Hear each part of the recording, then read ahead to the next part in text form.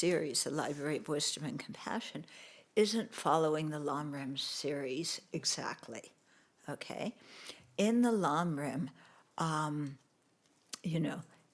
you'll notice that the teachings for the person of the middle scope who aspires for nirvana, that volume is the smallest one. Yeah. And when you talk about, and there's a little bit about the 3 higher trainings in there, a little higher training in wisdom under, the perfection of wisdom. Okay. So here in this series, what we did is kind of divided it out. And so in the really embellished the higher training in concentration, and instead of putting a lot of the material that's usually under the perfection of meditative stability there, we put it all here in the higher training of concentration. Yeah, because sometimes when you just think of the perfections, it's like, oh, that's what you do after you've gotten generated bodhicitta. But that's not the case. I mean, ethical conduct and concentration we have to work on before, and certainly wisdom we have to learn something about too before. Okay, so we put that here. And in particular, we kept the prasangika view, with the perfection of wisdom, which is where it usually is, okay? But here we really took out and explained much more the how the Pali tradition approaches the higher training in wisdom, and what you realize, what you meditate on. And so these teachings, we'll be going into the 4 establishments of mindfulness. These teachings are found in the Mahayana tradition, and especially if you study the Ornament of Clear Realizations, they're right in there, okay? But usually with the Ornament of Clear Realizations, people are debating that. And it's up to the individual whether they meditate on it or not, okay? So it's usually, for example, okay, I wanted to learn about the 4 establishments of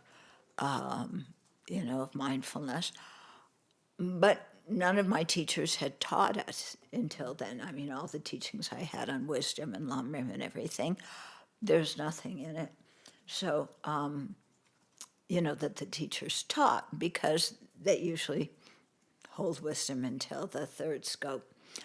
But I wanted to learn about it, so I went and asked Geshe Sonam Rinchen for some teachings. So he gave some private teachings, me, and there was another couple of people, yeah. And it was like, wow, this is a fantastic practice. I really liked it, And then when it came time, that all was before I started working on the book. Then when I, was hooked into work on the book, then I thought, I've got to ask His Holiness about that too.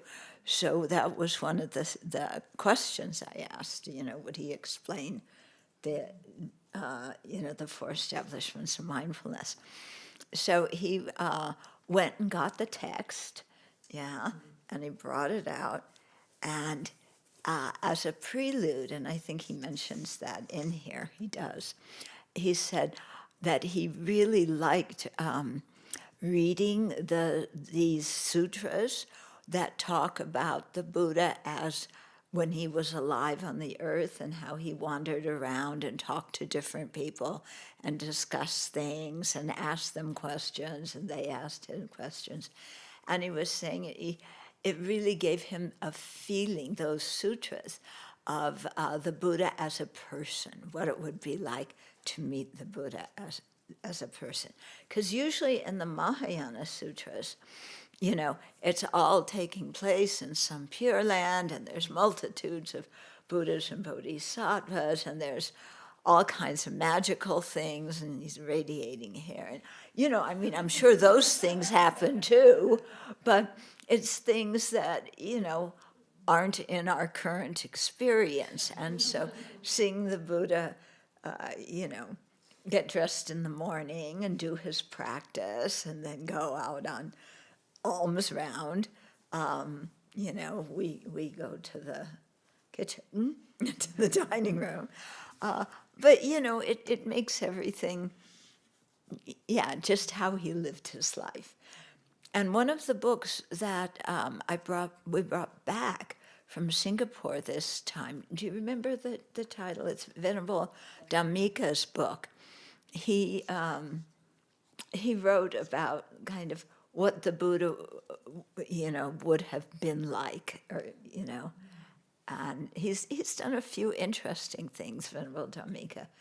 He wrote about all the plants that were mentioned in the Pali Sutras, and he's done quite, research into different things. So one was about,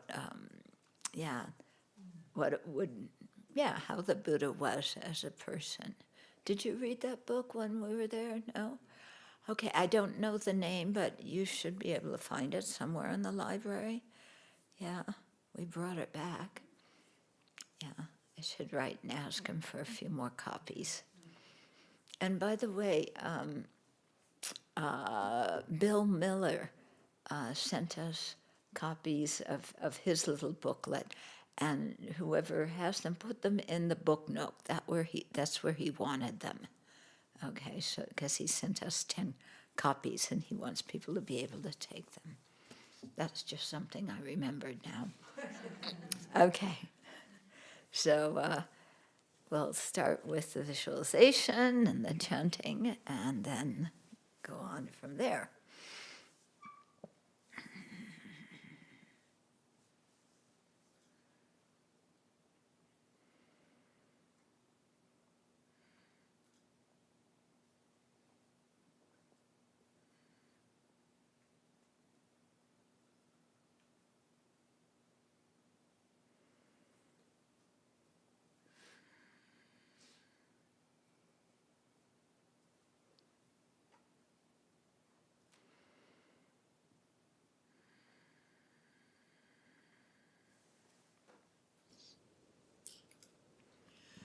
To the teacher endowed, transcendent destroyer, oneness gone, foe destroyer, completely and fully awakened one, perfect in knowledge and good conduct, one gone to bliss, nor of the world supreme guided beings to be tamed.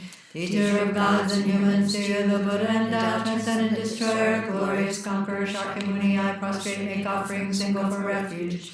When, O supreme among humans, you were born on this earth, you paced 7 strides and said, I am supreme in this world. To you who are wise, then I bow. With your body's form supremely fine, wisdom ocean like a golden mountain, fame that blazes in the 3 worlds, winner of the best supreme guide, to you I bow. With the supreme science face like a spotless moon, color like gold, to you I bow.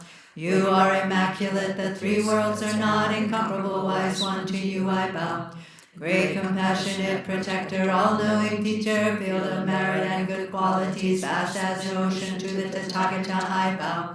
Through purity, freeing from attachment, through virtue, freeing from the lower realms. Unique, supreme, ultimate reality, to the Dharma that is peace I bow. Having freed themselves, showing the path to freedom too, well established in the trainings. The holy field endowed with good qualities, to the Sangha I bow. Do not commit any non-virtuous actions, perform only perfect virtuous actions. Subdue your mind completely, this is the teaching of the Buddha. A star, a mirage, a flame of a lamp, an illusion, a drop of dew, a bubble. A dream, a flash of lightning, a cloud, see conditioned things as such. Through this merit may sentient beings attain the state of all seeing, subdue the foe of faults, and be delivered from the ocean of cyclic existence, perturbed by the waves of aging, sickness, and death. This ground anointed with perfume, flowers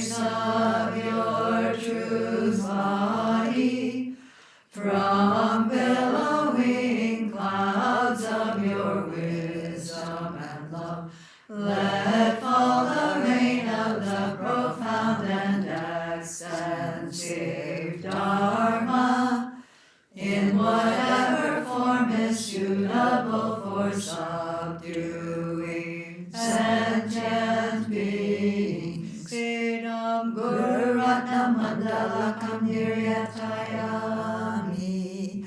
I take refuge until I have awakened in the Buddha, the Dharma, and the Sangha, by the merit I create by listening to the Dharma. I will attain Buddhahood in order to benefit all sentient beings. I take refuge until I have awakened in the Buddha, the Dharma, and the Sangha, by the merit I create by listening to the Dharma.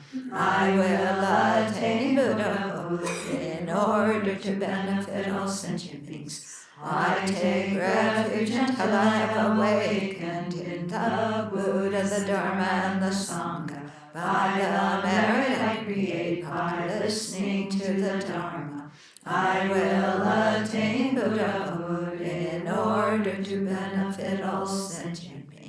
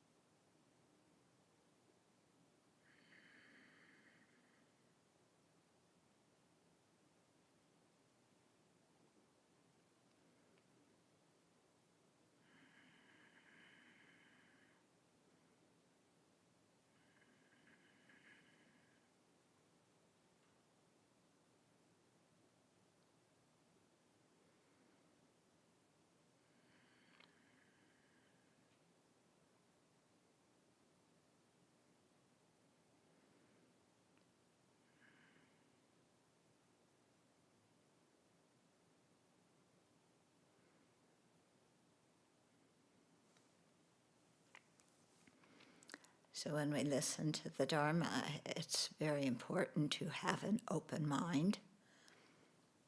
This is one of the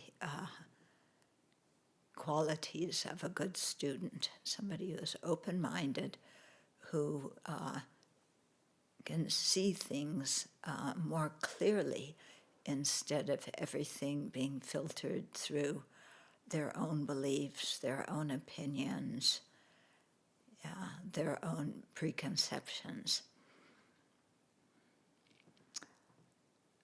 So that sounds well and good.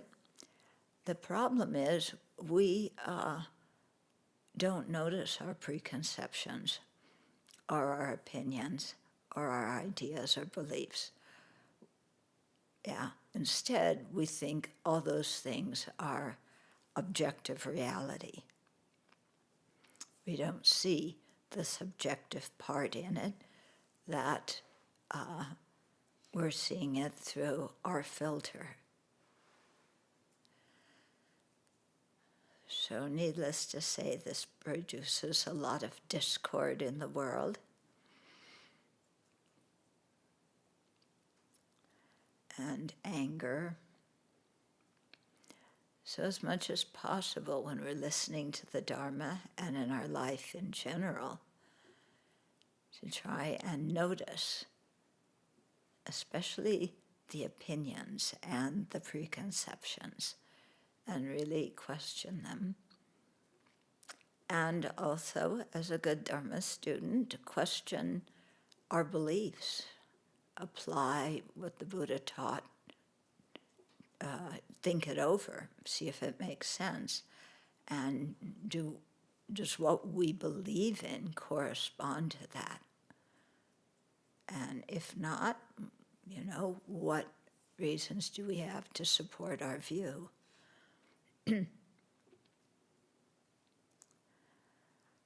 So an open mind is also very helpful for generating compassion, because it enables us to see sentient beings merely as suffering sentient beings without all of our opinions about them. And so that's kind of, the basis for equilibrium, or equalizing self and others.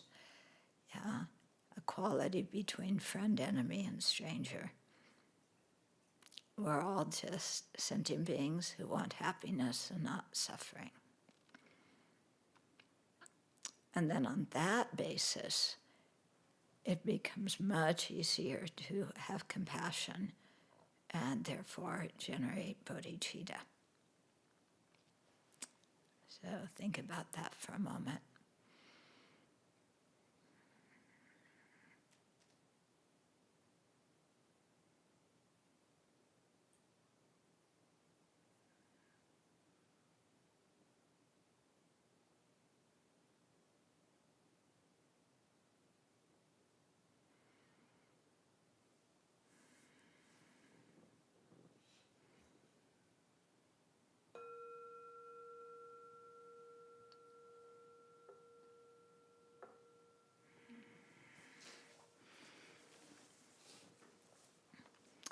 So as we get into this this chapter and talk about mindfulness and introspective awareness, generating those two mental factors are really, really helpful for detecting preconceptions and opinions and beliefs and so on. Okay, so before we actually dig into this chapter, somebody wrote me an email this last week and wanted to understand more about hearing, thinking, and meditating, because we always hear that trio. Yeah. So hearing means it, because at the Buddhist time and for many centuries afterwards, that's how people learned, was through hearing. People were not literate, so they remembered everything. They seemed to have very good memories, too. So it could be, it's called, in the text, called hearing, but what it means is learning. So we first have to learn the Dharma.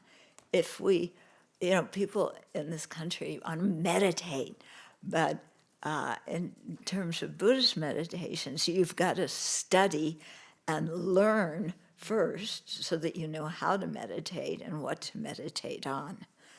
Otherwise, you kind of do what I did when I went to my first class, I told you about that one. Yeah. Okay, so learning. Then the second one is, it's translated in a variety of different ways. It could be thinking, reflecting,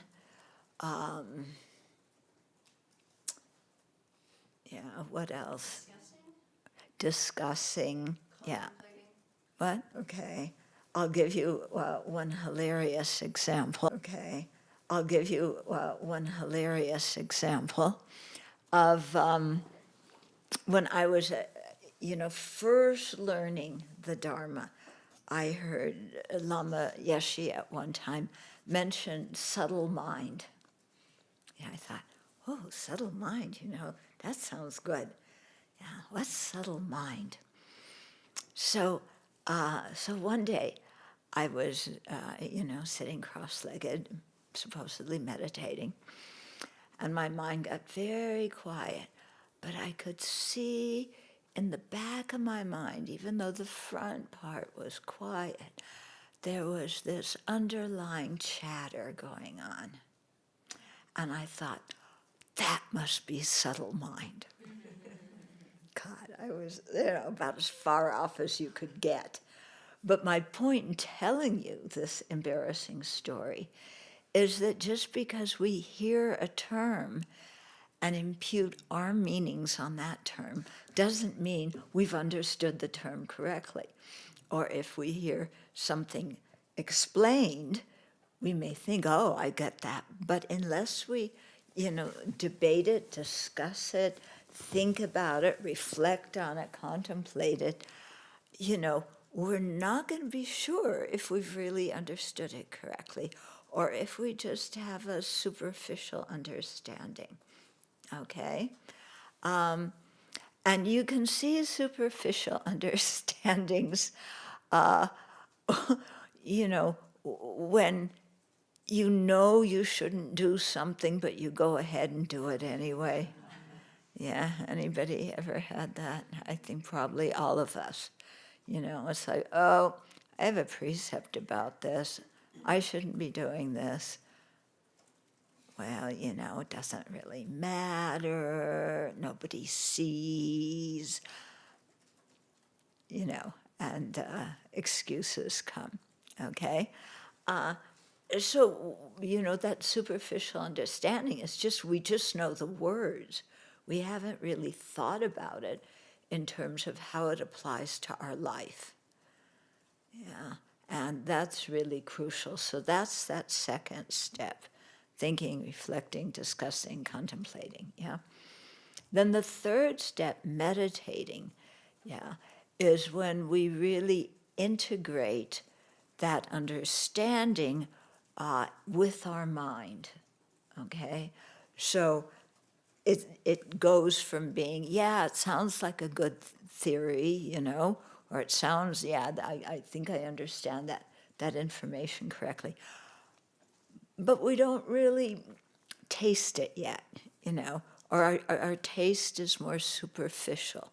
So the meditating part is when you really sit quietly, usually in meditation position, and there's different kinds of meditation, but here the kind we're talking about is, the Lam Rim checking meditation that we're doing, the analytic meditation, where we go over the points and really think about them in terms of our life.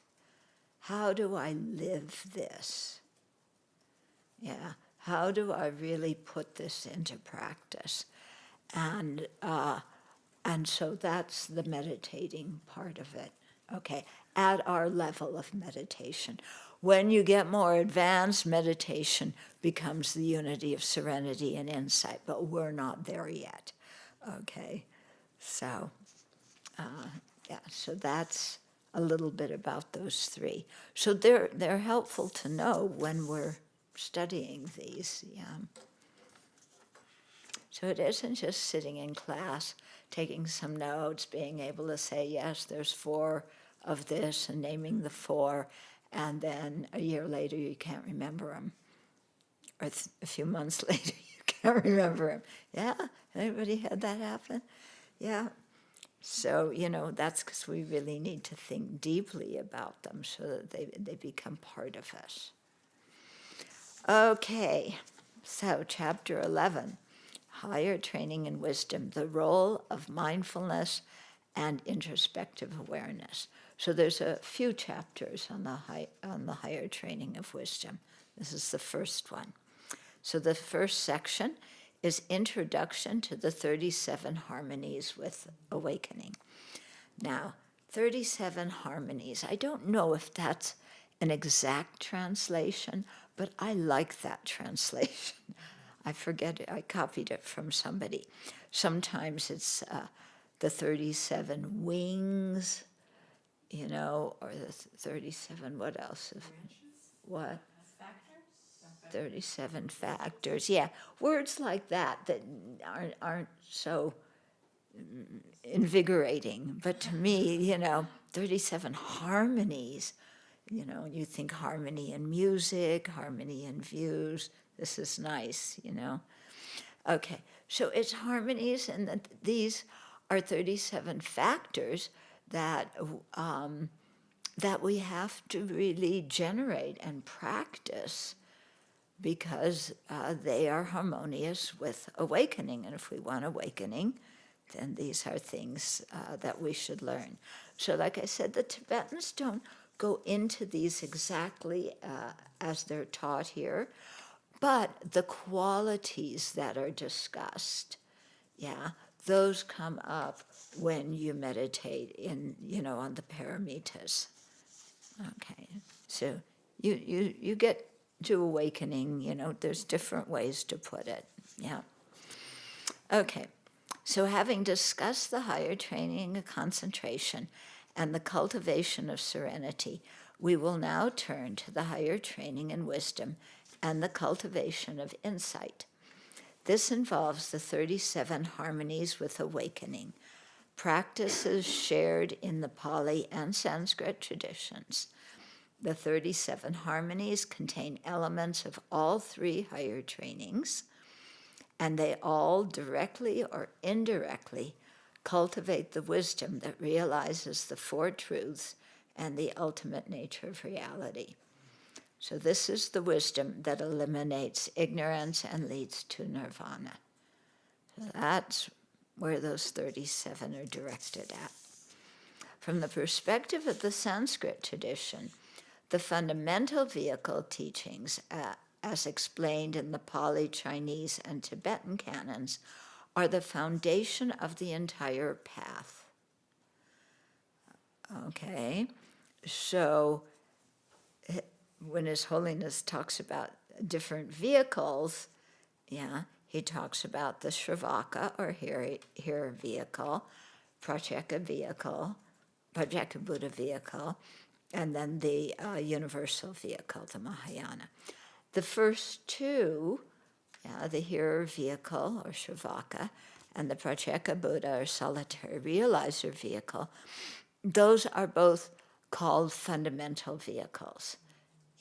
Because from the perspective of a person who practices Tibetan Buddhism, those are the fundamentals of Buddha Dharma that we have to learn. So people who think, I'm going to do Tibetan Buddhism, I'm brand new, where's the first initiation to go to?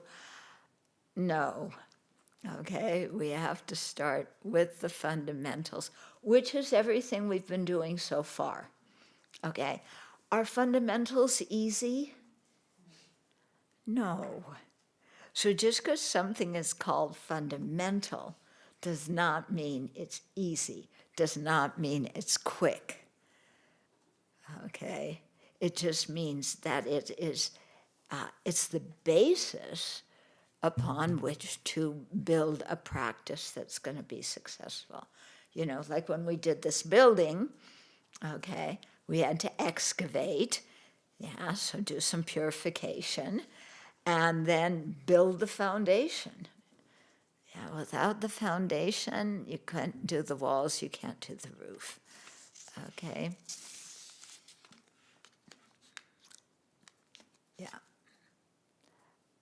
So when His Holiness talks about three, Shravaka, Pratyeka Buddha, Mahayana, the first two can be put together as a fundamental vehicle, and then the Mahayana, and to just repeat it one more time, is the Vajrayana is a branch of the Mahayana. It is not a separate tradition, okay? I'm sure you people know that, but I think many people listening, because in the West they say, three traditions, Vipassana, Zen, and Vajrayana. No. Okay, first of all, Vipassana is a meditation technique that's found in all Buddhist traditions. okay? And Zen, like Vajrayana, are branches of the general Mahayana. Okay, so we have to, this way of speaking, in the West, even in Singapore when we go, and it's totally wrong, But anyway, okay. So what's explained in the Pali, Chinese, and Tibetan canons are the foundation of the entire path. Okay. Now, in terms of the canons, it's quite interesting. The Pali canon has things in Pali. Okay, Chinese canon, it's been translated into Chinese. But many of the Pali suttas, fundamental vehicles, are also found in the Chinese canon. Yeah, they're called agamas, and they're very similar to the Pali text, but they have some differences. And so I know Bhikkhu Bodhi and I think, Bhikkhu Analayo are both studying that. Yeah, it's an open field for new research. Yeah, and then you have the tantras, which are part of the Tibetan canon, and some of them are in the Chinese canon as well. What's interesting is some of the things that the Tibetans consider Vajrayana, for the Chinese, they consider it Sutrayana, sutra practice, like the Amitabha Buddha practice, or the practice of any of the bodhisattvas. Yeah, in Chinese Buddhism is considered, you read the Amitabha Sutra, yeah, and you practice that as a sutra practice. The Tibetans usually consider those tantra, but it doesn't really matter what you consider them. Yeah, the texts are quite similar. Okay. So in the fundamental vehicle, yeah, and those teachings are found in all three canons. Here's where the 4 truths, 3 higher trainings, and 37 harmonies with awakening are first taught. On this basis, the Mahayana explains the 3rd truth. Okay, so fundamental vehicle, first truth, first and second truth, dukkha and the causes of dukkha. Then Mahayana explains the 3rd truth, true cessation. Of course, this is found in fundamental vehicle, but when His Holiness is saying this, he means that the Mahayana has taken true cessation as a topic and really developed it and explained a lot more about it than in the fundamental vehicle. And that goes for the sutras that would be under the true path as well, because it includes the whole Mahayana path, which you won't find in the Pali scriptures exactly like that. Yeah. Although the Pali tradition does have a bodhisattva path, and they have paramitas, which we will get to in a future volume, that many people don't know about this. Okay, so the Mahayana also, it goes into the 3rd truth, true cessation and emptiness, in more detail in the Perfection of Wisdom Sutras. The Mahayana also delves deeper into the meaning of the cognizing subject and the true path in the Tathagatagarbha Sutra teachings. Okay? So the cognizing subject, the mind, yeah, and that's really gone into much more in the Mahayana.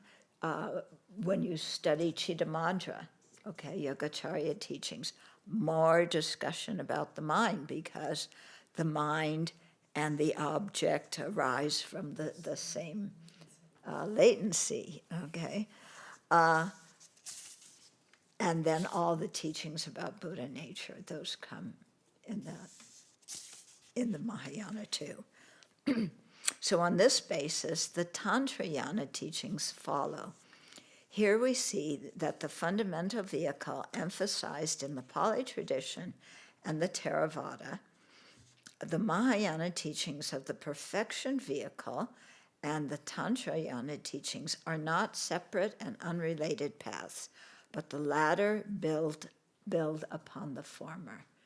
So this is very important. And this is where we see so many people getting confused. Yeah, because they don't get the foundation. And many people don't want to hear the foundation. Yeah. True dukkha. Birth. Well, birth is okay. Aging, sickness, death. You got to meditate on those with concentration.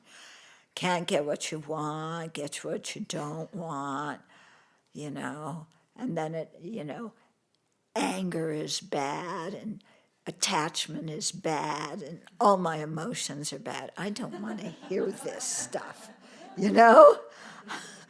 Okay. So people, I want the light and love and bliss. I want something, jazzy. And the first two truths don't kind of jazz you up.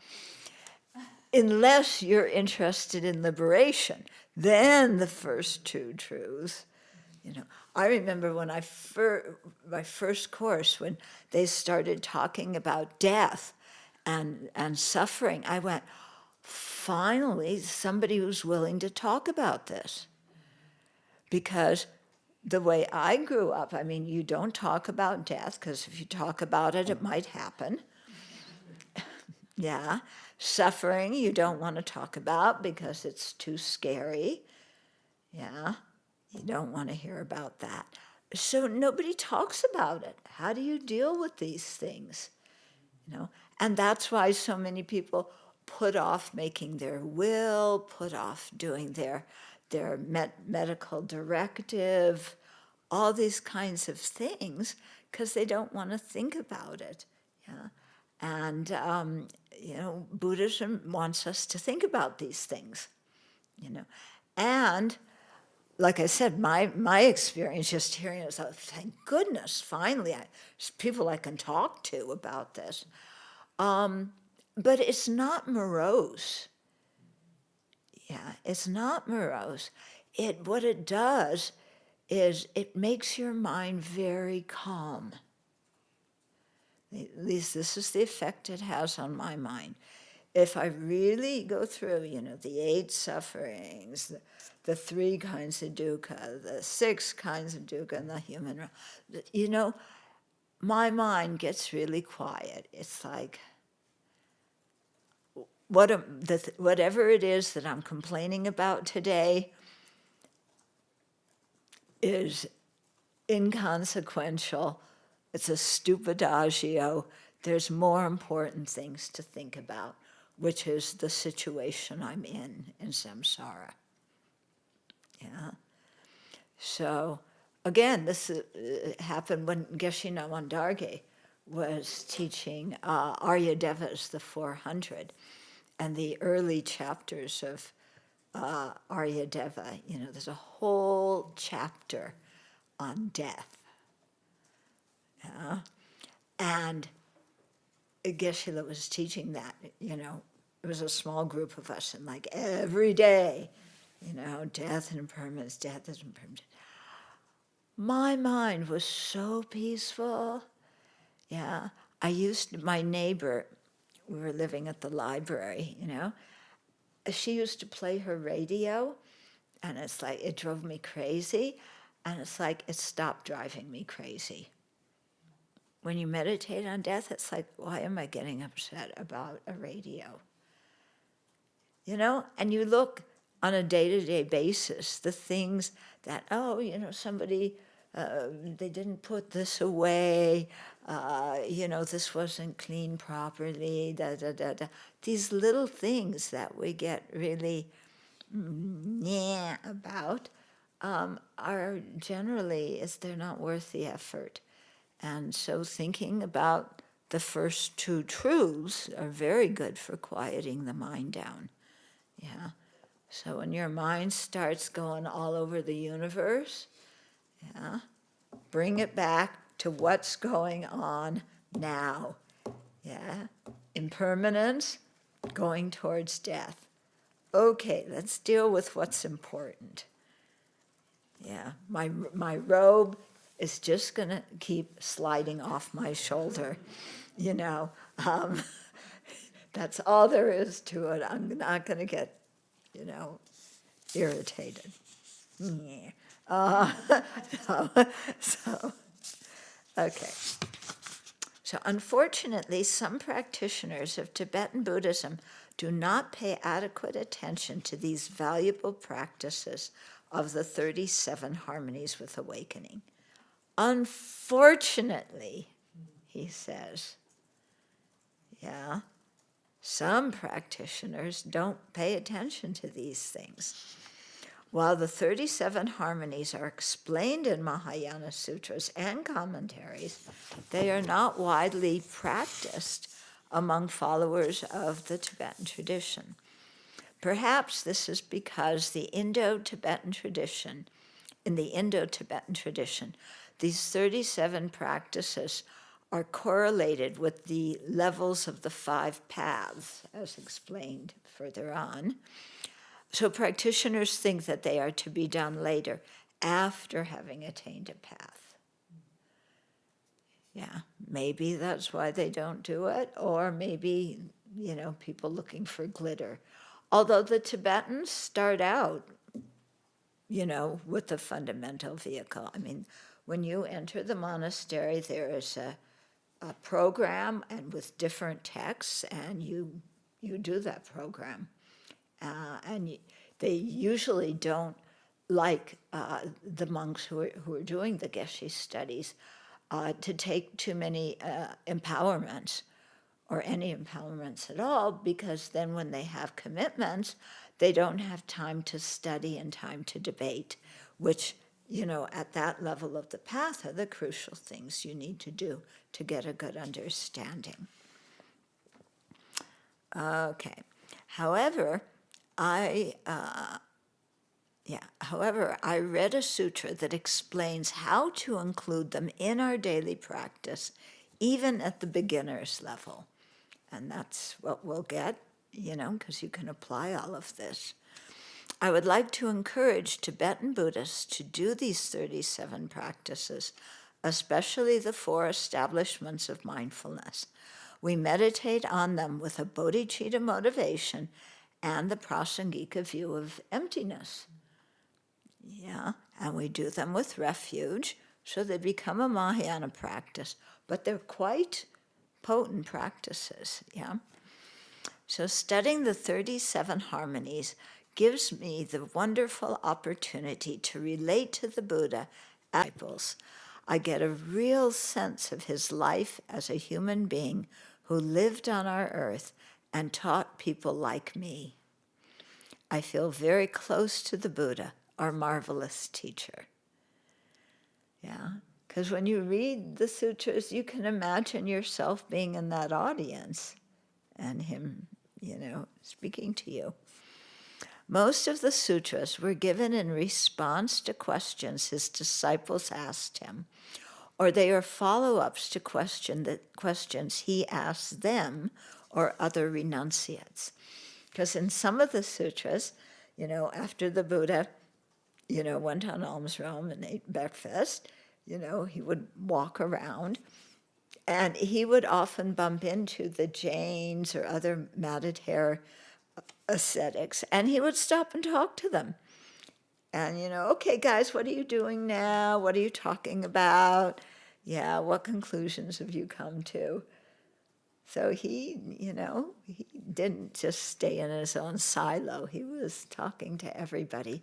And that's how many of the sutras were spoken. Just in terms, they began because of a discussion like that. Okay. Someone would ask the Buddha, how do we develop this realization or that quality? Other times, a problem would arise concerning a disciple's behavior, and one of the monks would ask the Buddha how to deal with it. And that's how we got all the stories in the Vinaya. Okay. And sometimes the Buddha, in the sutras, kind of reprimanded somebody, or somebody had a wrong view. Yeah, he would have some disciple who came in talking about God, and the Buddha would just, did you ever hear me talk about that? Yeah. Okay. So this is a very human way of interacting with the people around him, that the Buddha gave instructions on the 37 harmonies with awakening. Before speaking in depth about the 37 harmonies, there are two mental factors, mindfulness and introspective awareness, that are worthy of more attention because they play an important part in all three higher trainings. And when we talk about the 37 harmonies, mindfulness is 8 of them. It comes up repeatedly in them. Okay, and so here, this is, how mindfulness works, how introspective awareness works, and how we use these not only in our meditation, but in our daily life. Yeah. Okay, so the importance of mindfulness and introspective awareness. Discussed in both Pali and Sanskrit traditions, the mental factors of mindfulness, which is sati in Sanskrit and Pali, sati, or smrti, it's smrti in Sanskrit, sati and it's samprajana for introspective awareness. And you'll hear our Theravada nuns often call it that.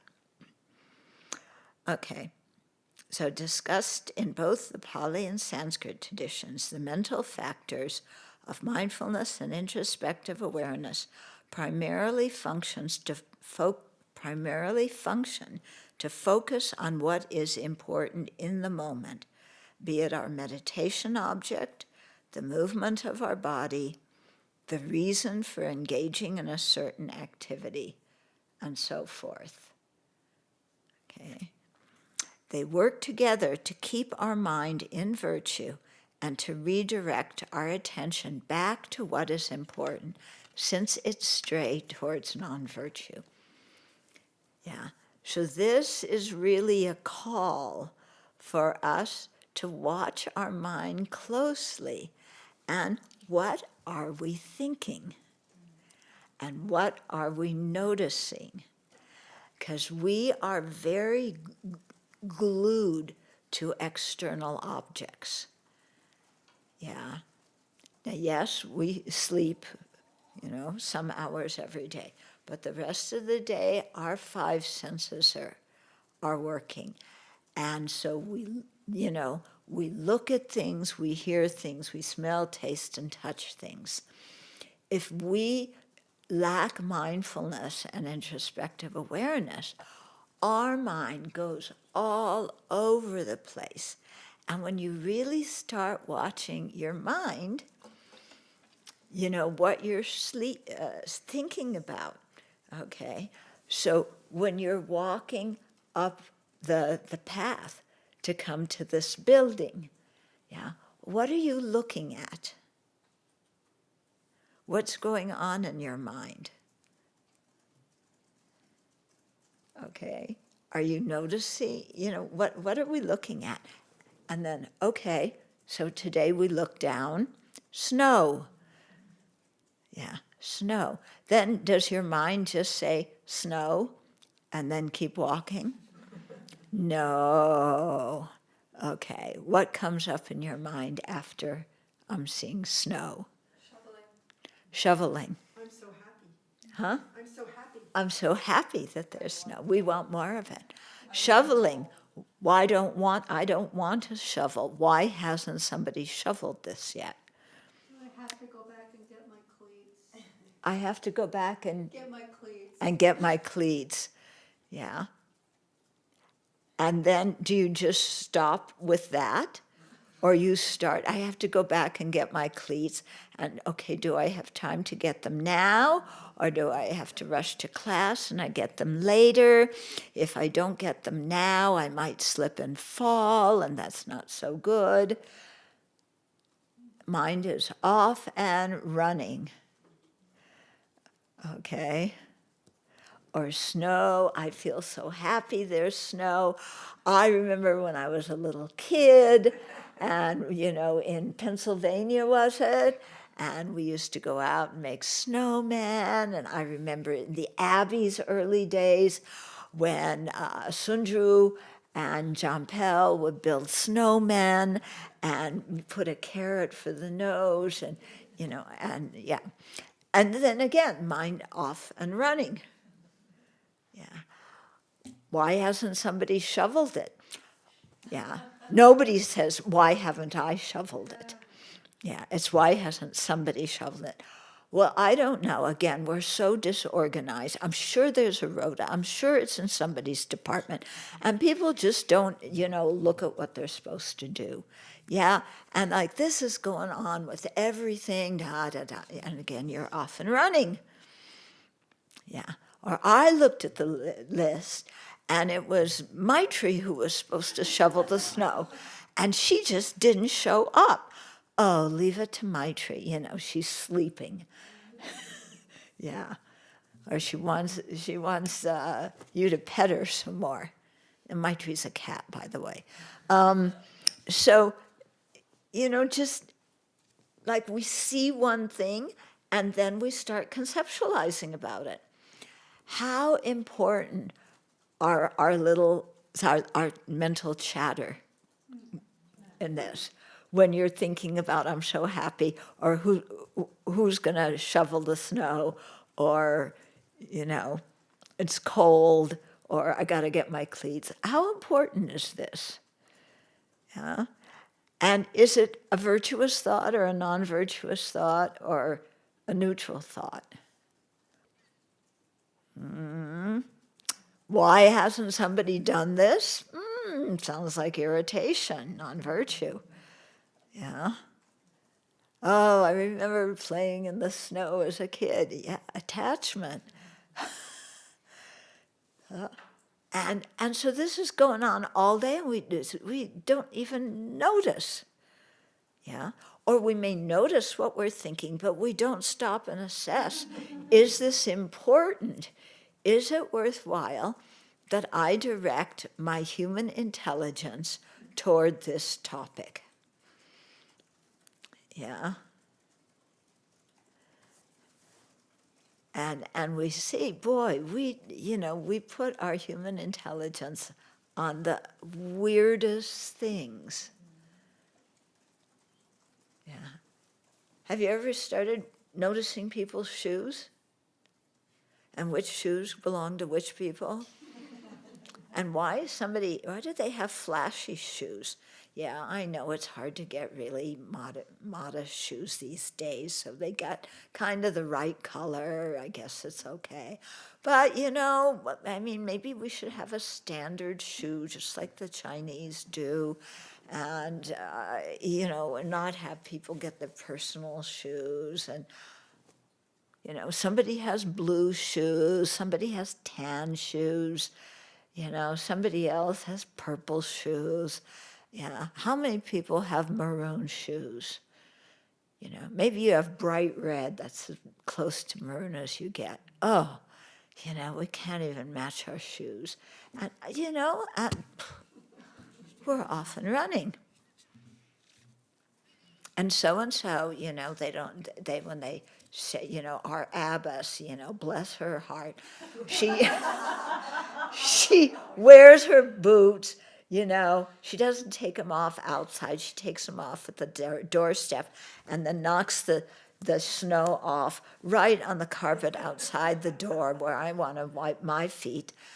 Oh, God, why does she do that? But I can't say anything to her. She's the abbess, and it sounds rude. I should give her some space.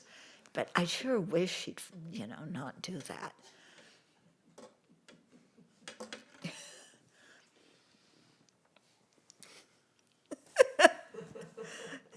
And she keeps doing it. Yeah. And she has a reason. Yeah. Because her feet get very, very cold. Yeah.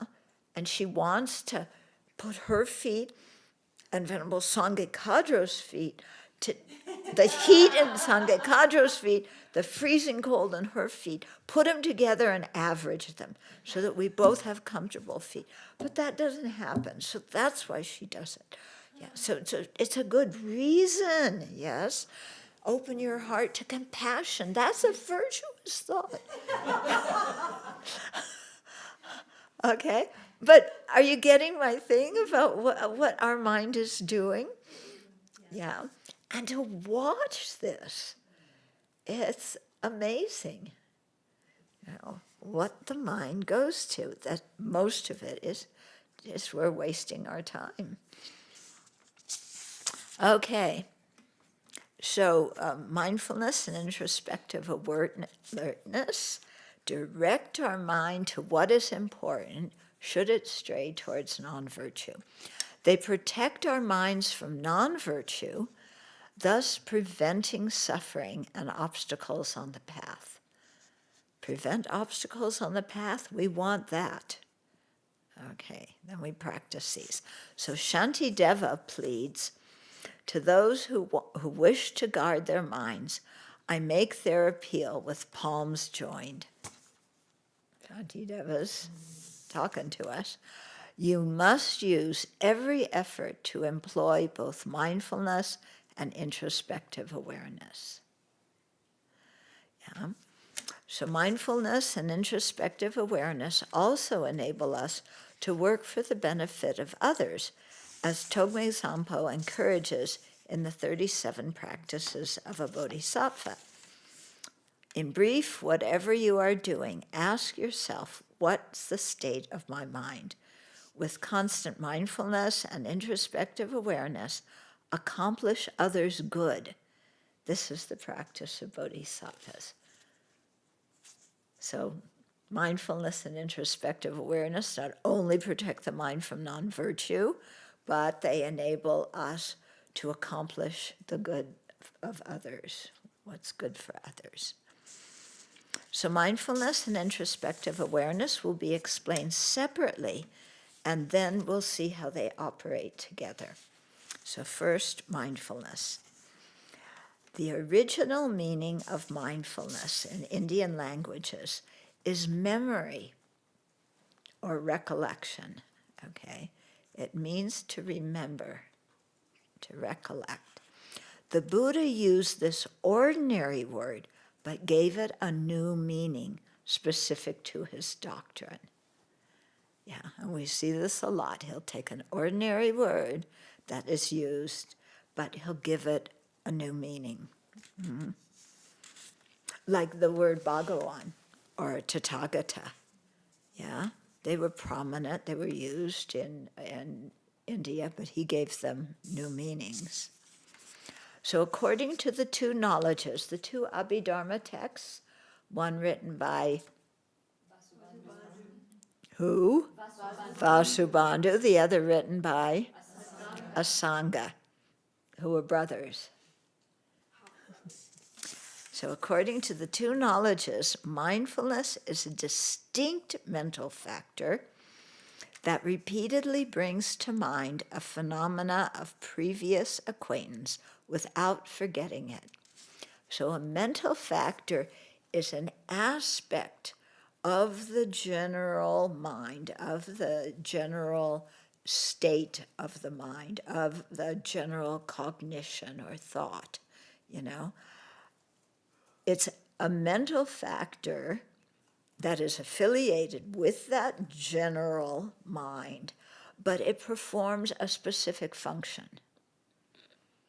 Okay, so the primary mind would be the visual consciousness, auditory consciousness, your five sense consciousness, and the mental consciousness. And they are primary minds because they cognize specific objects. Visual consciousness perceives sights, auditory hears sounds, and so on. Okay? But they can't do it alone. They have these other aspects that enable them to perceive, to experience that, the emotions, how you react to it, the feelings, the emotions, the views, all sorts of different aspects of consciousness. Those are mental factors, okay? So they are not present. There's some 5 mental factors that are in all consciousnesses, but not all mental factors are. Like, thank goodness, anger isn't in every mental consciousness. We're not angry all the time, okay? So it's calling it a mental factor, and these are mental factors that we can consciously develop. Some of the mental factors are afflictions. We can consciously subdue those and cut them off. Other ones are virtuous. Other ones, like mindfulness and introspective awareness, are tools to develop, to help us create virtue. And if we don't use them to create virtue, we're using them to create non-virtue, which is not so good. Okay, so the Buddha used this ordinary word, but gave it a new meaning specific to his doctrine. Okay, so according to the 2 knowledges, mindfulness is a distinct mental factor that repeatedly brings to mind a phenomena of previous acquaintance without forgetting it. In the Compendium of Knowing, Asanga says, what is mindfulness? So here he's going to give us a definition. In regard to a familiar object, the mind is not forgetful and operates without distraction. So that means mindfulness has 3 features. The first one, it's focal object. Yeah, so that's the object it's focusing on. So that's got to be a familiar object. It can't be generated towards an unfamiliar object, because how can you be mindful and aware of something that you don't know, At least, you may not know the specific word for it, but you can perceive it, yeah. Okay, so focal object is for familiar object. The subject, this is the second quality. The subject, the mind, is not forgetful of the object, meaning that it is focused on that object and not distracted from it. So here you can see how it's really important when we're developing concentration. Mindfulness is what we use at the beginning of the meditation to really put the mind on that object, and keep it there.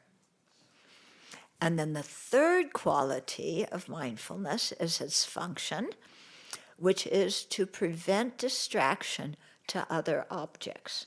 So that's what it does. When your mindfulness is strong on a familiar object, it prevents getting distracted to other objects. So in your meditation, when you find that you're in La La Land and you've been meditating on, a grudge you've been holding for the last 10 years, or you're dreaming about the future or what you're going to do, okay, you're distracted from your main object there, okay. But that means your mindfulness isn't strong. Okay, after attention has been placed on the meditation object, mindfulness keeps it there. So attention is one of the 5 that come with all consciousnesses. So it directs your mind to that object, and then mindfulness, boom, keeps it there. When discussing mindfulness as one of the 5 faculties are one group that's found in the 37 harmonies.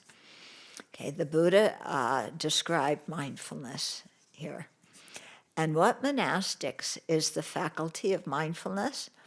Here, monastics, the Arya disciple is mindful, possessing supreme mindfulness and discretion, one who remembers and recollects what was done and said long ago.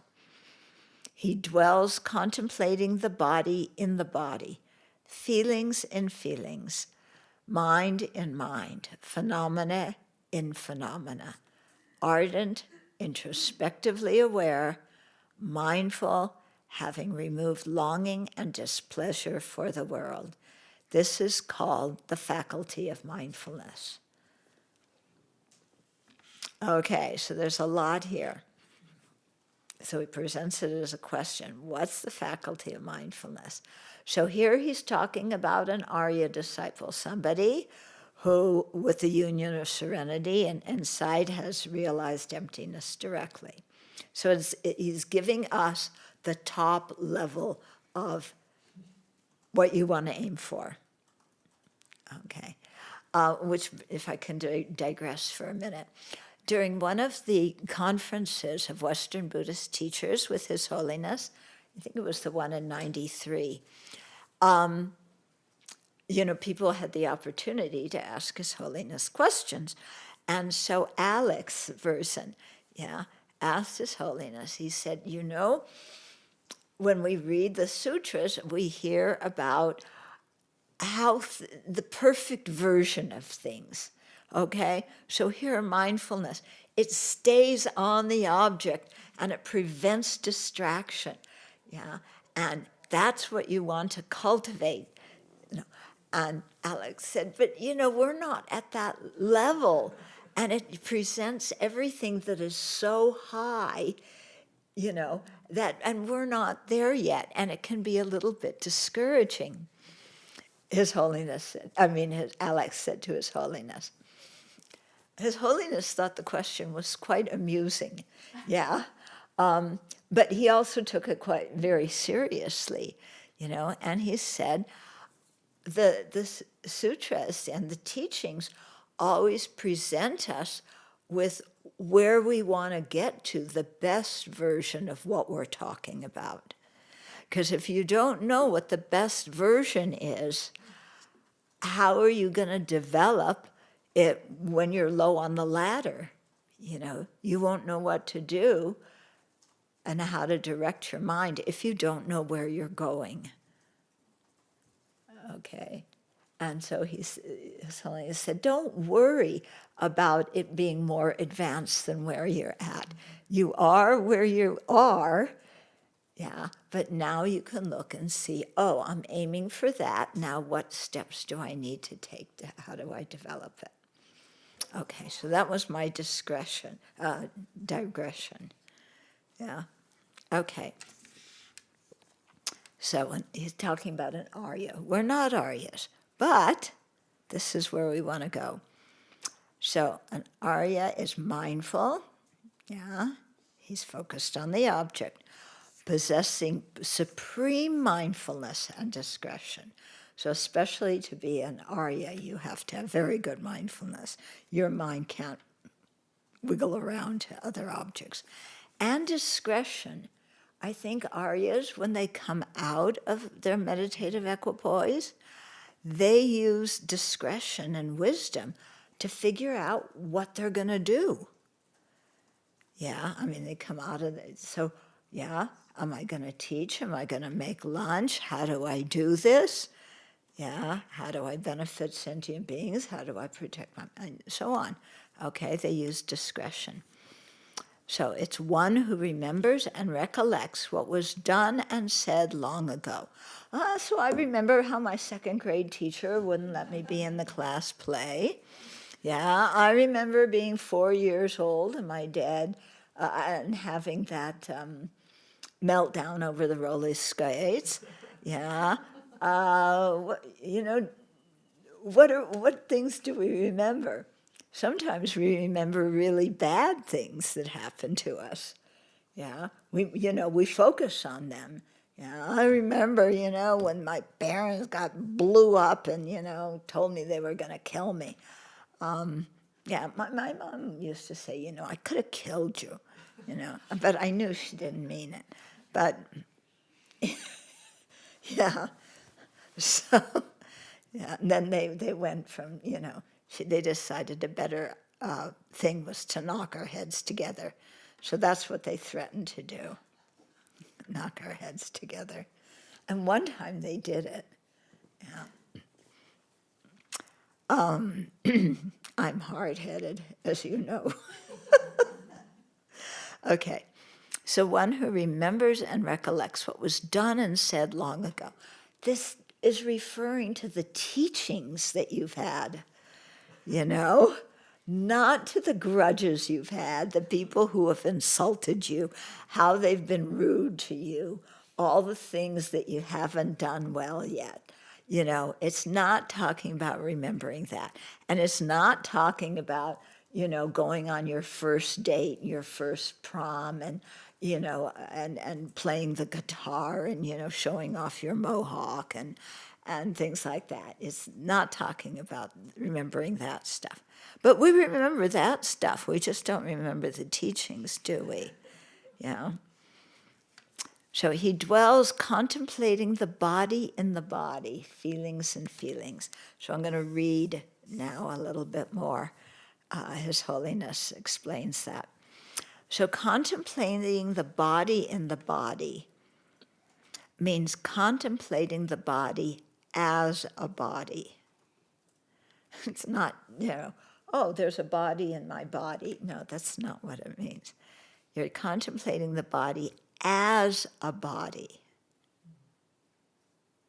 What is a body? What are the characteristics of the body? So this indicates the specific object of contemplation. It is the mere body, not the painful, pleasurable, and neutral feelings it generates in us. That would be when you're meditating on mindfulness of the feelings, but just contemplating the body as a mere body, not the feelings we get from it, just what it is. Not our ideas about our body, not our like or dislike of the body. Oh, I like a body that's shaped like that. I like a body that has teeth like that. I really want my eyes to be like diamonds and my teeth like, whatever it is, okay? Yeah. Or I don't like my body. And here you have young people now, doing plastic surgery on their body. Sometimes their body isn't really even fully developed, and they're already trying to change it. And this is especially happening in young girls, in teenage girls and young women, because you look at the images in the magazine, and of course nobody looks like that, but everybody wants to look like that. Yeah. So it used to, now you need, what's it called, a Brazilian butt something. It's a butt tuck. You haven't heard of a butt tuck? When your butt is too big, yeah, and you want your tush, yeah, you want your tush to be a different shape. It's too big or it's sagging. And when you wear those really tight clothes, you don't want a sagging rear end. Okay. Yeah. Some of you look horrified. But really, this is what they're doing. And for women, breasts, it used to be they want breast implants to make them bigger. Now you want them smaller. And so there's breast reduction. Yeah. For the guys, it's, build up your muscles, build up your six-pack. Does he call it six-pack? Yeah, I don't know why it's called a six-pack. But anyway, build that up, go to the gym. So it's mindfulness of the body is not talking about that. Okay, so we shouldn't, do mindfulness of the body and come out of the meditation of, I'm going to get a sign up to go to the gym, or I think I want to go see a plastic surgeon. I don't like the shape of my nose. I mean, all these years I've had a big Jewish nose and I didn't even realize it. I want to have a nose job now at my age. Yeah, right. That's going to go over big. Yeah. No, it'll go over small, a small nose.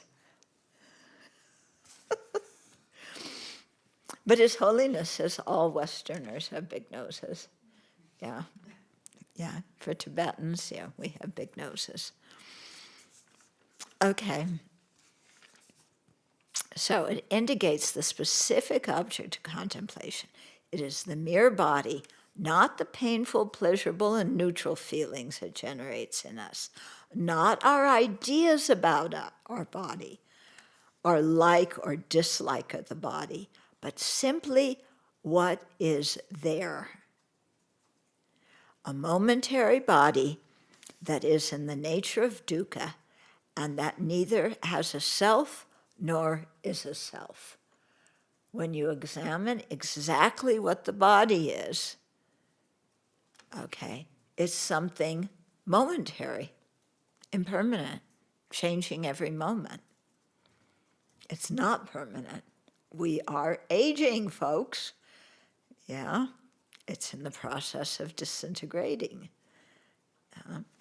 It's in the nature of dukkha. It's unsatisfactory by nature. Yeah. It's going to decay and generate and die. Yeah.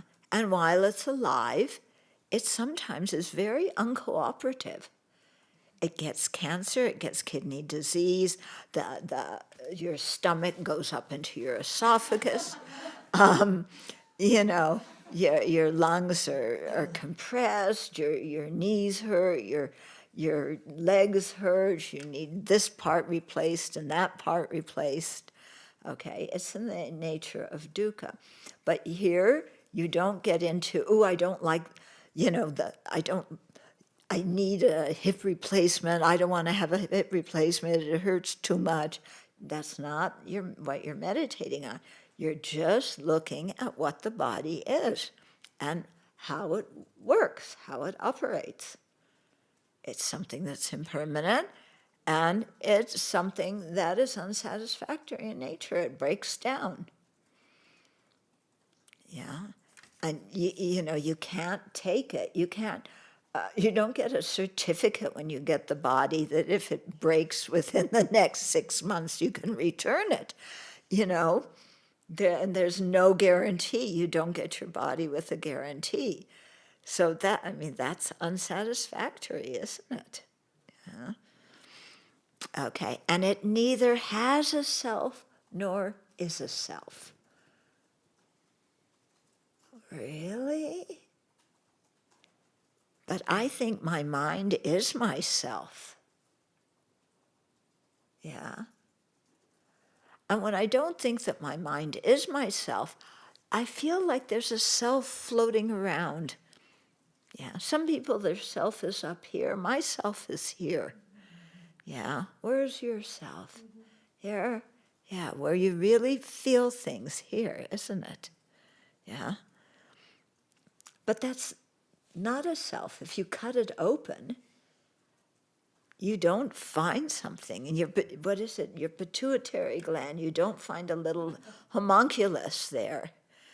Cutting it open, it goes, hi, I'm the self. No. Yeah. Okay. The same, then feelings and feelings, mind and mind, phenomena and phenomena. So the same thing, impermanent, the nature of dukkha, and neither is a self nor has a self, pertains to feelings, mind, and phenomena. In short, mindfulness focuses on its object in a way that both remembers it and observes its characteristics just as they are. So it remembers it and observes the characteristics.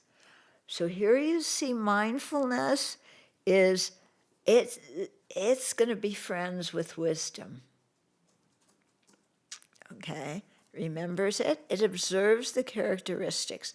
Wisdom comes in and helps with the analytical process of just, figuring out what actually is the body. Impermanent, nature of dukkha, selfless. Conjoined with introspective awareness and wisdom, mindfulness brings insight into the nature of the object. So, for example, when we start with the body, some of us remember the body is beautiful movement,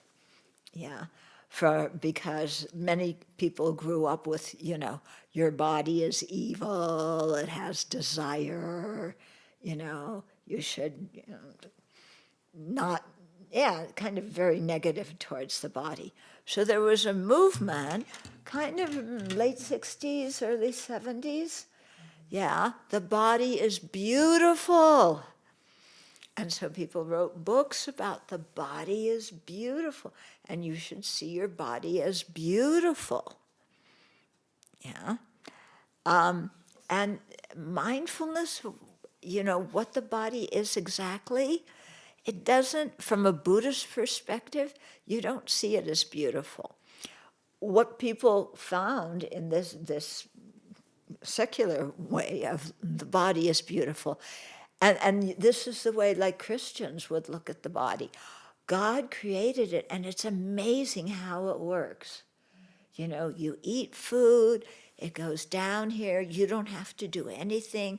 Your stomach digests it, it goes into your intestine, which takes out the nutriments, and it sloughs off all the stuff you don't want. And isn't that wonderful? The body, who could have designed something that works so incredibly like this, And it's beautiful, even when your skin ages, it's beautiful because it, shows the nature of your body and, the God-given. And anyway, it's sexy. And that's the bottom line. Okay? So that was the body is beautiful movement, wasn't it? And Buddhism is not designed to get you to that conclusion. Yeah?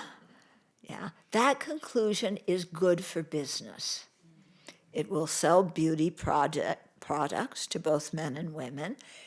It manifests in all these gyms. There used to not be so many gyms. Now there's gyms all over the place. All these different body training programs. So it's good for business, but it's not mindfulness that the way that Buddha wanted us to practice it. Okay, so conjoined with introspective awareness and wisdom, it brings insight into the nature of the object. So especially with feelings, when you really observe the feelings, very, happy feeling. What does a happy feeling feel like? And how long can you hold on to a happy feeling?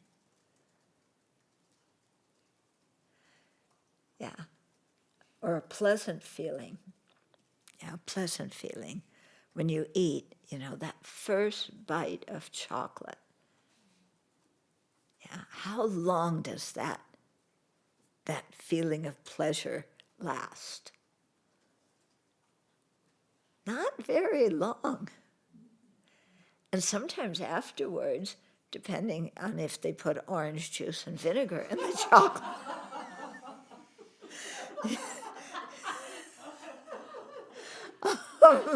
You may even have an unpleasant taste in your mouth afterwards.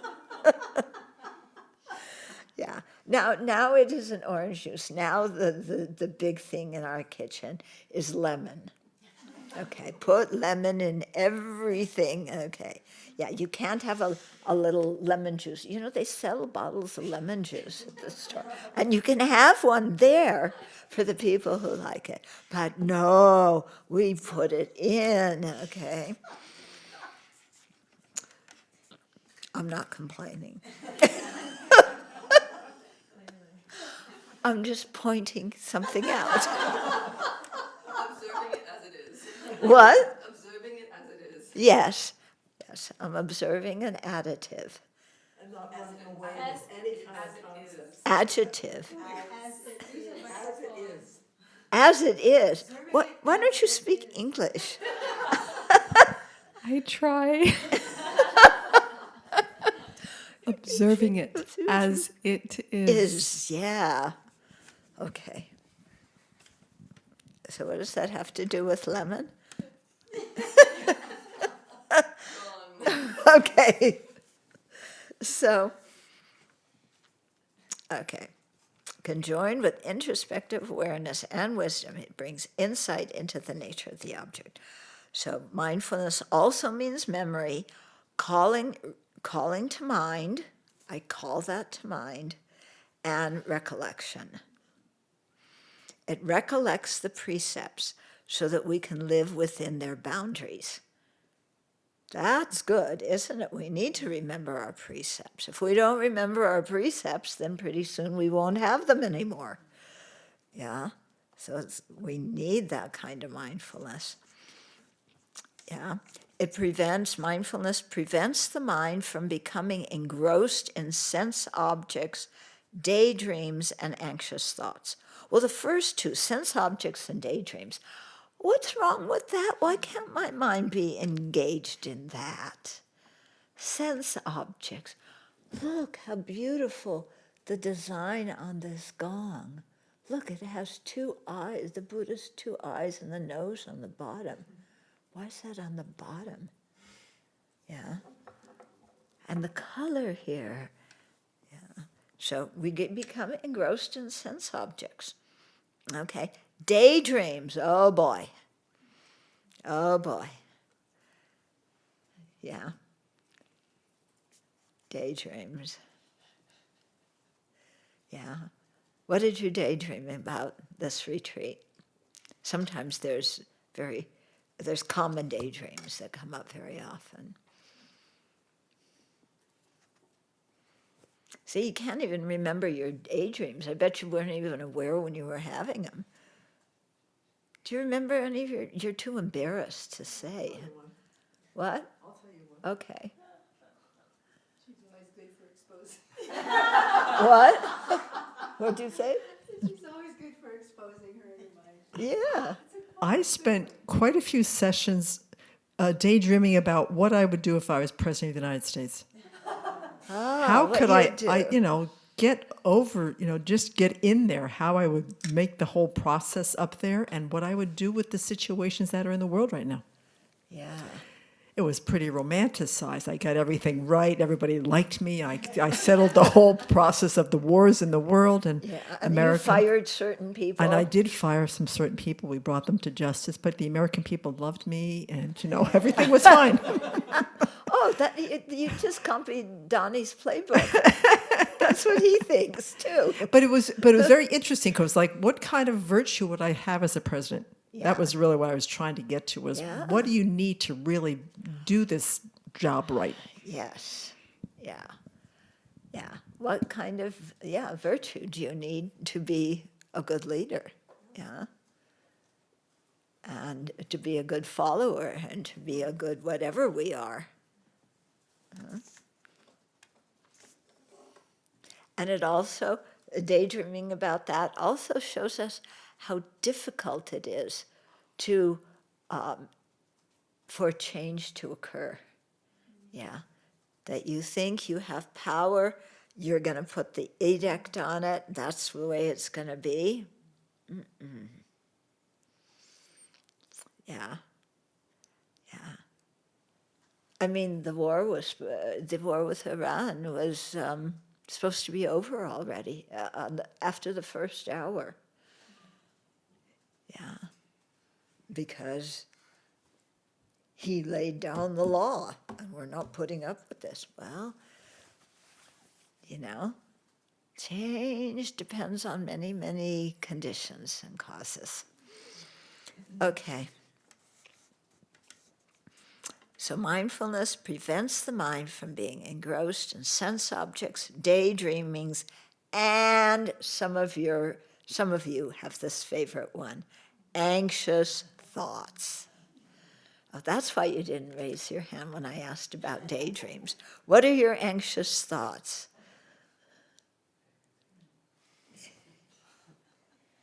Oh, you're all smiling. Everybody with anxious thoughts is smiling right now. What? Giving a BBC. You're anxious about that. What else? Yeah?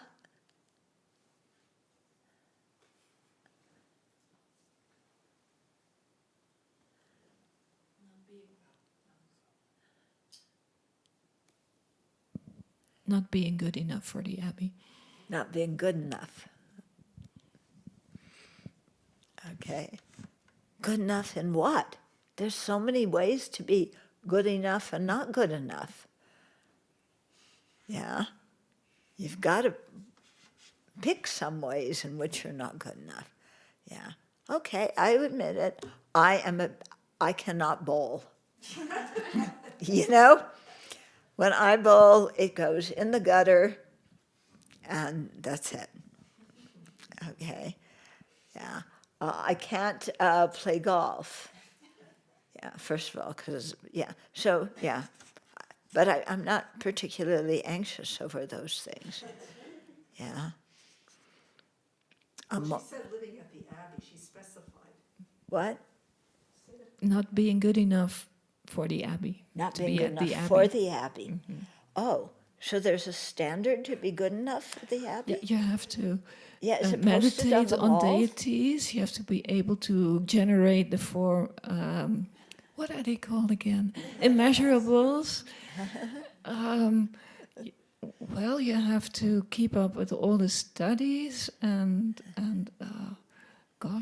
make hundreds of prostrations and cook delicious meals and give BBCs, yes, and set motivations in the morning that are all brilliant like everybody else's. And all your mind is so preoccupied with anxious thoughts that you can't do any of those things, like give a BBC, because you don't have time to think about it because you're too anxious about giving it. There's a few other people that have that problem too. Kind of, see, you're sitting near each other. Yeah, they're forming a clique. The anti-BBC talk clique. Okay. Mindfulness counteracts absent mindfulness. Oh my goodness, does that mean I'm going to remember Chinese names? God. And I'm always writing her and saying, please remind me where I know this person from. Yeah. And it isn't just Chinese names, it's, Western names, it's easier, but I forget those too. Okay, it counteracts mindfulness and protects us from non-conscientiousness. Non-conscientiousness is when you value ethical conduct. Yeah, you're conscientious, you value, you think virtue is important. Non-conscientiousness is caring about our virtue is out the window because we're involved in a daydream. Yeah, something like that.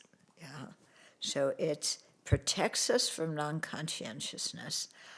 And it protects us from being so focused on the plethora of inner preconceptions that we do not pay attention to what is at hand.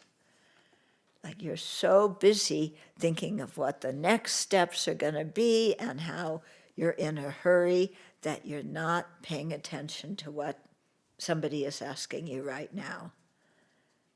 Yeah, or somebody is telling you right now. Mindfulness increases our store of knowledge by focusing our mind when we are listening to teachings and enabling us to remember them later.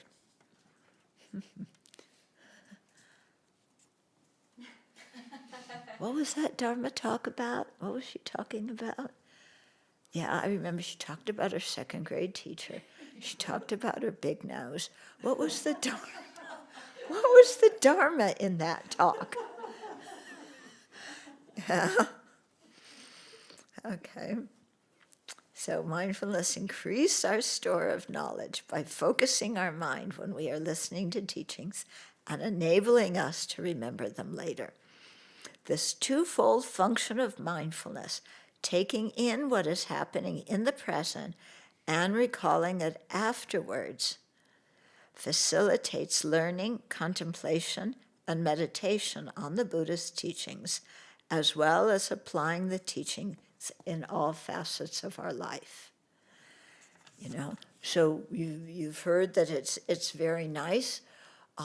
You know, if you're meditating on a specific Lam Rim topic, then during the break time to think about it, and when you look around, you know, see everything in terms of that Lam Rim object. But do we even remember to do that when we're on a break time? Yeah?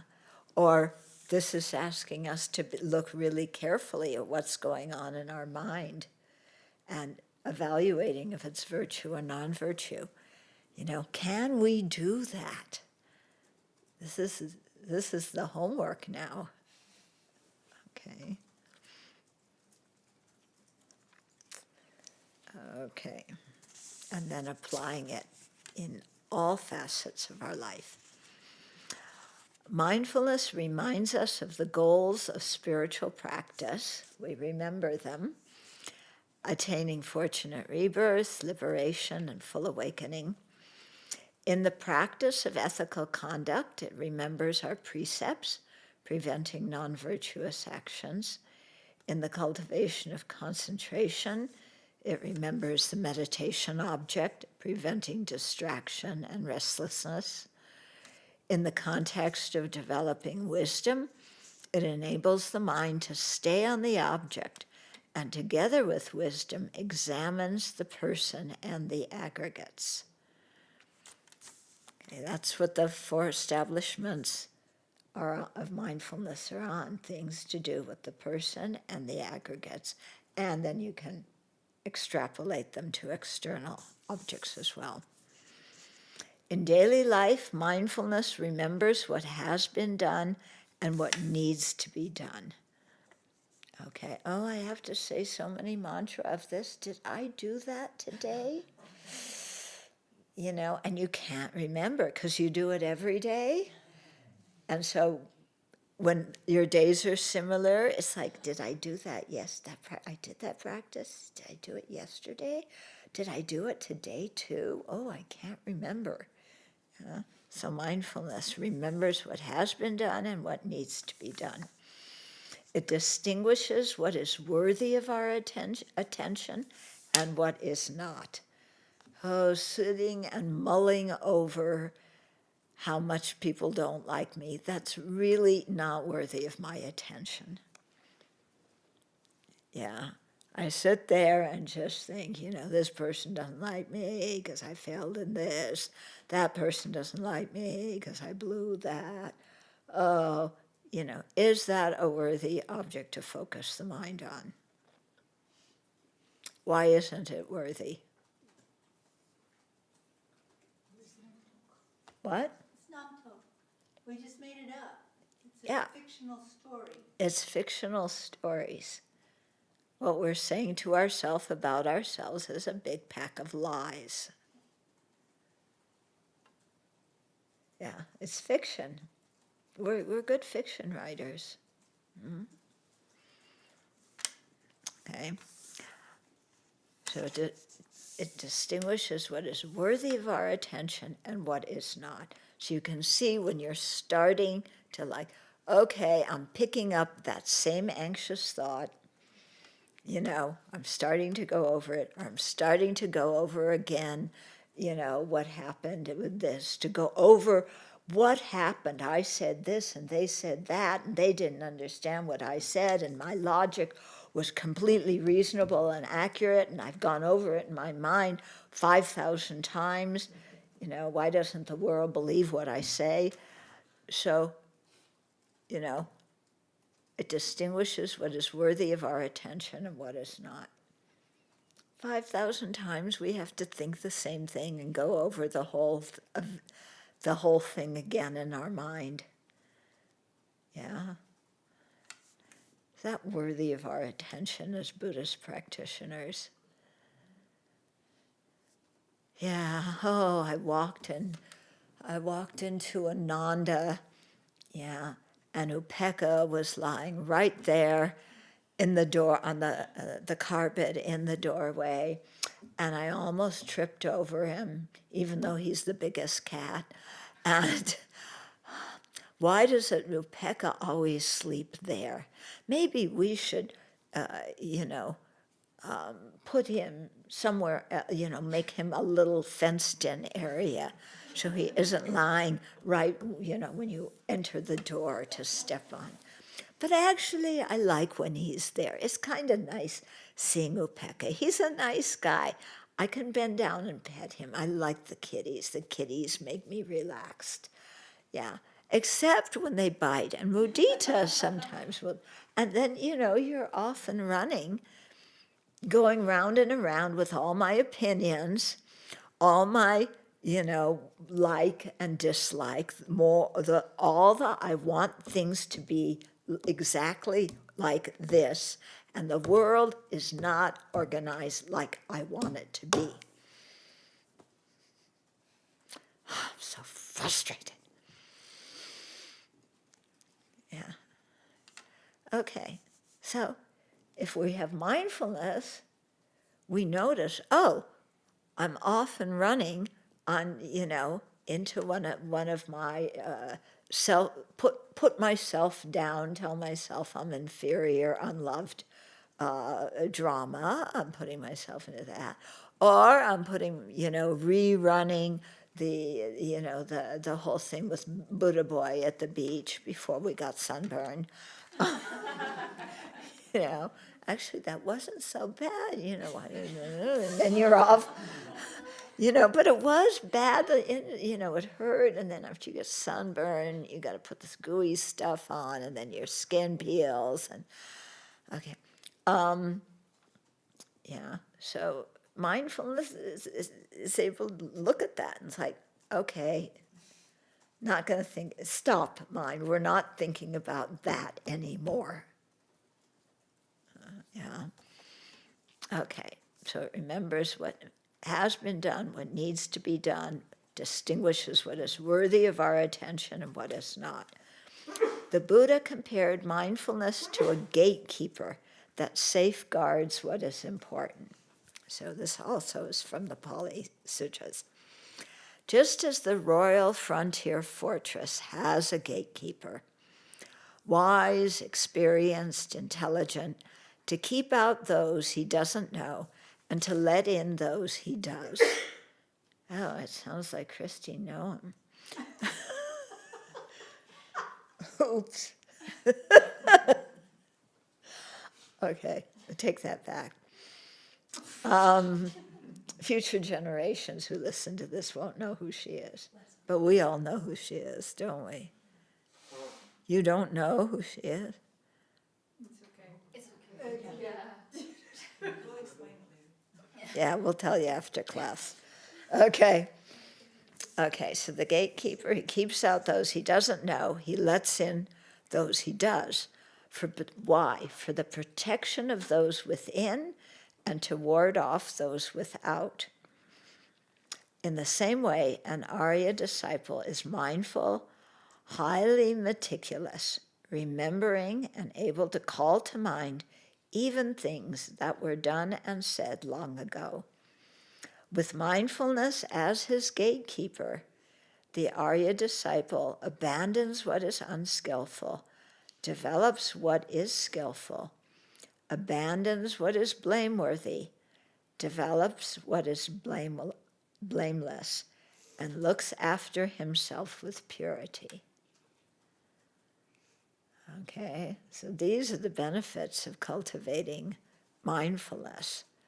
Yeah, you can abandon what's unskillful, pay attention, develop what is beneficial and virtuous, abandon what is blameworthy, all those anxious thoughts going round and around about how you're inferior, nobody loves you.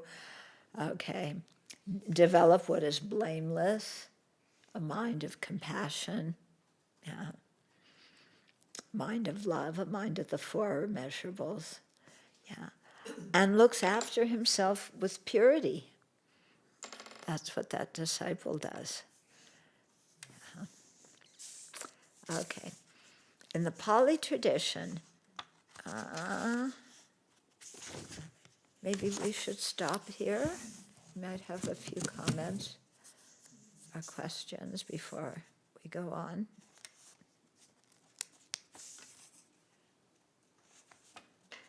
Yeah.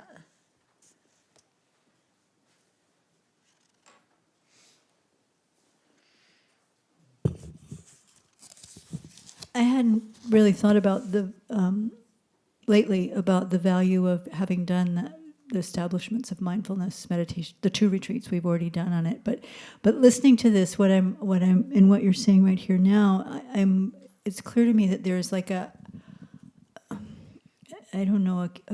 preschool aspect to this, because we don't actually know that what we're thinking is not appropriate because we've always thought it and we were taught to think it and everybody else thinks it. So even just learning to recognize that, oh, this really isn't a Dharma mind, right? It takes a lot. Yeah. It takes a lot. So I know that that's mindfulness too, but like these Arya values are really inspiring, but just like, honey, that's not a Dharma, that's not a virtuous thought. Okay, just even that is a lot. Yeah, yeah, yeah. And I mean, you have a good point there, because the Buddhist way of thinking and the societal way of thinking don't match, you know.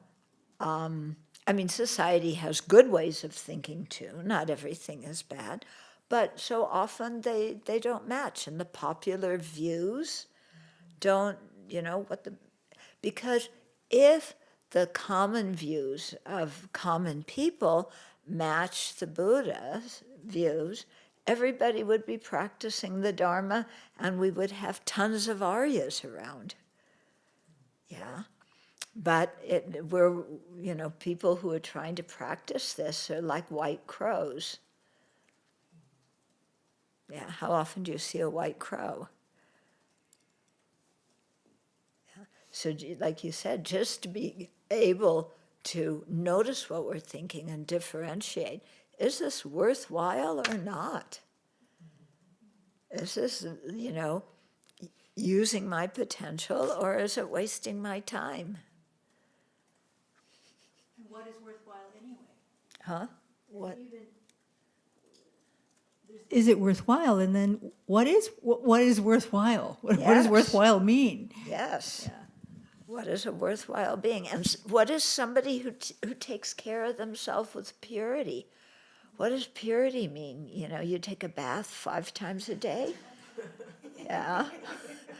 You drink, what is it? Yeah, who knows? Yeah. To be pure inside, kill all the bacteria inside. Yikes, you'll get really sick. So, yeah. I mean, to have a Dharma mind, it takes time and a lot of reflection, a lot of bumping up against the wall. And it's like, my mind doesn't want to change. I think this is right.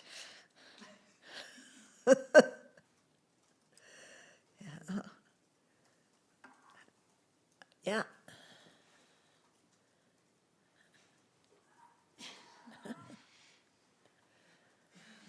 Whoa. What? Stretch actually coming all the way back. I'm impressed with myself. Oh, very good. We didn't even hear you creak. Okay, your question? I Comment? think my question is similar to Venerable Chinny's, but I'm so habituated to this way of going off. You know, the five senses are going all the time, so I think there has to be some preliminary steps here before you even get to the point of saying, okay, what's valuable here? And so I'm wondering what you did in your earlier years of practice. Listen, I'm still doing it. Do you set a motivation before you step out of prajna? I mean, Well, with every morning I set a motivation. First, when I'm opening my eyes, I set a motivation. And this is also why at the beginning of everything we do here at the Abbey, we do some chanting or we set a motivation. It's just we forget the motivation after a while. yeah, we do. I do. Yeah. Venerable Semke? Well, it's from last week, Venerable, this whole idea that if we look at this sense object and then we're off and running, but it's all about the attachment and the aversion piece, the three feelings. What do we do if mindfulness says rein yourself in? Well, what does that mean? Does that mean I shut down my entire feeling life, my whole existence? We go right to the other side of the planet and say, now I'm going to be just this dull, boring, lifeless Bump on the log. bump on a log. Pure. Yeah. But pure, yeah. Pure bump on the log. So there is a real, the resistance is from, if I can't be like this, there's no other alternative. Yeah. Knowing that mindfulness brings an experience that we're not familiar with at the level that it's asking. We train in it. Yeah. That's why the Buddha's teaching it, so that we can figure out what it is and then train the mind in it. Yeah. If we already knew what it was and were expert at practicing mindfulness, we wouldn't need this teaching. Yeah. Uh-huh.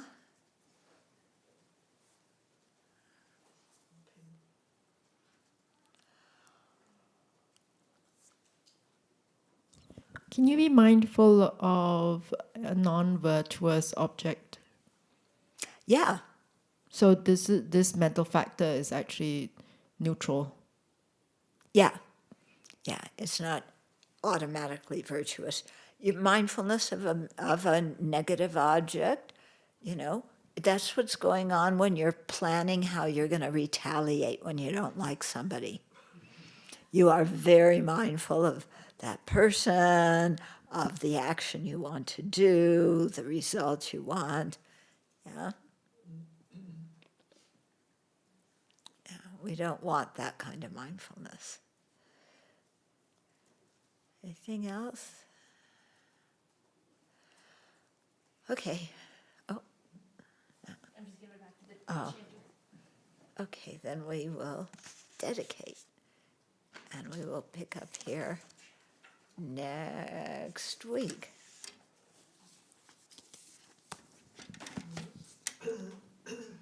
May the spiritual teachers who lead me on the sacred path, and all spiritual friends who practice it have long life. May I pacify completely all outer and inner hindrances. Grant such inspiration, I pray. May the lives of the venerable spiritual mentors be stable, and their virtuous actions spread in the 10 directions. May the light of wholesome's teachings dispelling the darkness of the beings in the 3 worlds always increase. Vedam Guru Ratna Mandala Kandiryatayami. Due to this merit, may we soon attain the awakened state of Guru Buddha. that we may be able to liberate all sentient beings from their suffering. May the precious Bodhi mind, not yet born, arise and grow. May that born have no decline, but increase forevermore. In the snowy mountain pure land, you're the source of good and happiness, powerful tensing Gyatso Chenresi. May you stay until samsara ends. May the deeds of explaining and practicing the Dharma, done by groups supporting the teachings and their upholders, who spread the view of dependent arising and non-violent actions in the 10 directions, and especially at Sravasti Abbey in the West, flourish.